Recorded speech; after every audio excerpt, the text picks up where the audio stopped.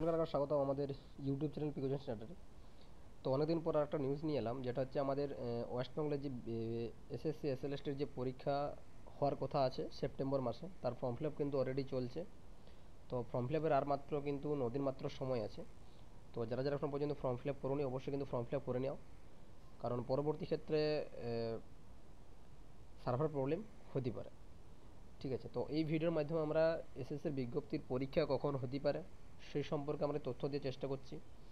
এবং এই 5 তারিখ পর্যন্ত, অর্থাৎ আজ আজ আজ আজ পর্যন্ত টোটাল কতটা ফর্ম ফিল আপ হয়েছে এই 9, 10 এবং 11, 12 মিলে। ঠিক আছে, এবং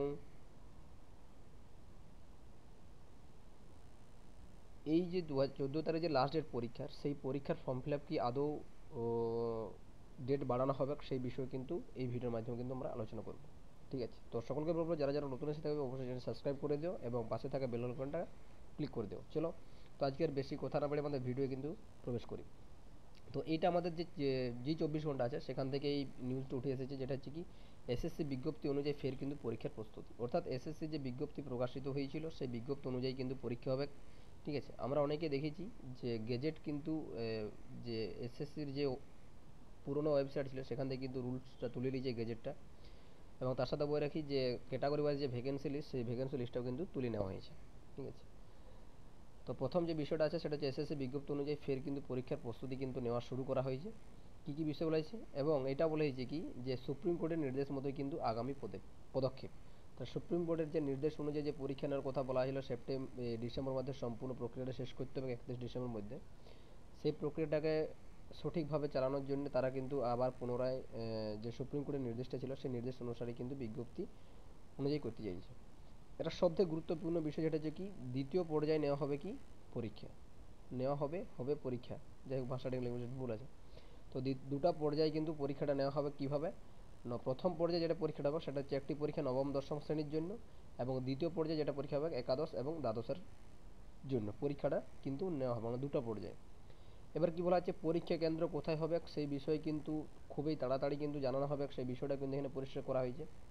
এবং পরীক্ষার যে প্রস্তুতি মাঝে নজরে কিন্তু রিভিউ পিটিশন, তাহলে সরকার যেহেতু রিভিউ পিটিশন করেছে এবং সুপ্রিম কোর্টে যেহেতু গ্রীষ্মের ছুটি চলছিল সেটাও জন্য কিন্তু রিভিউ পিটিশনের সম্পূর্ণ কিন্তু তার যে জাজমেন্ট, সেই জাজমেন্ট কিন্তু এখনো শেষ হয় নাই।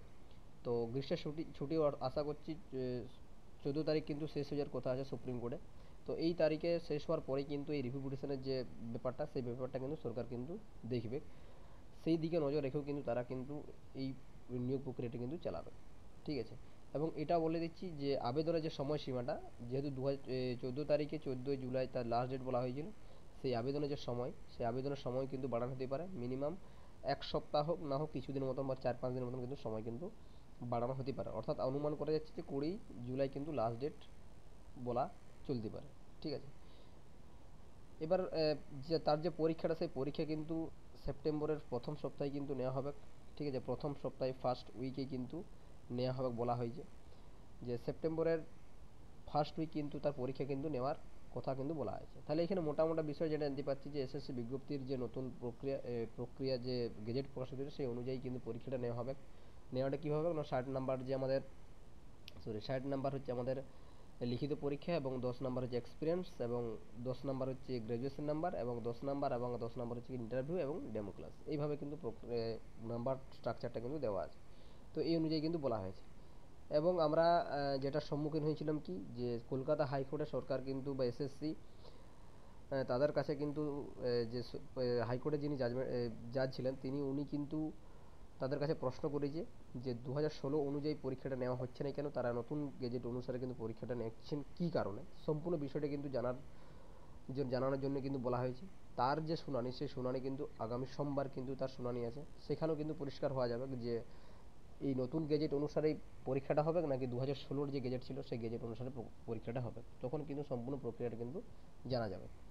তো সেই ক্ষেত্রে অনেকের প্রশ্ন উঠতে পারে তাহলে কি ফর্মের ক্ষেত্রে এডিট করার অপশন দিতে পারে, সেটাও কিন্তু পরবর্তী ক্ষেত্রে জানা যাবে, এখন পর্যন্ত কিছু কিন্তু পরিষ্কার কিন্তু বলা যাচ্ছে না। ঠিক আছে, তো এবার আসছে সবথেকে গুরুত্বপূর্ণ, যেটা হচ্ছে আমাদের যে পরীক্ষা এসএলএসটি যে ফর্ম ফিল আপ চলছে তার সেই ফর্ম ফিল আপের কিন্তু আজ হচ্ছে 5 তারিখ, 5/7/2025, আর মাত্র বলতে গেলে যদি 14 তারিখ পর্যন্ত যদি ধরে চলি, এখন পর্যন্ত কিন্তু 9 দিন সময় আছে। সেটার কথা যদি মাথায় রাখতে যাই আমরা, তো এখন পর্যন্ত যে ফর্ম ফিল আপ হয়েছে সেটা যদি দেখি আমরা, ফর্ম ফিল আপ হয়েছে প্রায় কিন্তু, এইটা হচ্ছে সবারই একই থাকে এই নাম্বারটা, প্রায় ফর্ম ফিল আপ হয়েছে কিন্তু 1,77,405। এটা কিন্তু 11 এবং 12 মিলে পর, 11 সরি 9 10, 9 প্লাস 10 এবং 11 প্লাস 12, এই চারটাকে নিয়েই কিন্তু টোটাল ফর্ম ফিল আপ হয়েছে মাত্র 1,77,405টা। তো আমরা যেটা 2016 সালে যখন ফর্ম ফিল আপ হয়েছিল, গ্রুপ ডি, গ্রুপ সি এবং 9 10 এবং 11 12 দুটোকে মিলে এই চারটা ক্যাটাগরি, এই চারটা যে পোস্ট আছে সেই চারটাকে কিন্তু একসাথে নিয়েই কিন্তু প্রায় 22 লক্ষ মতন কিন্তু ফর্ম ফিল আপটা হয়েছিল। কিন্তু এখন পর্যন্ত 5 তারিখ পর্যন্ত ফর্ম ফিল আপ হচ্ছে কিন্তু ফর্ম ফিল আপ হয়েছে 1,77,405টা আমার ফর্ম ফিল আপ হয়েছে।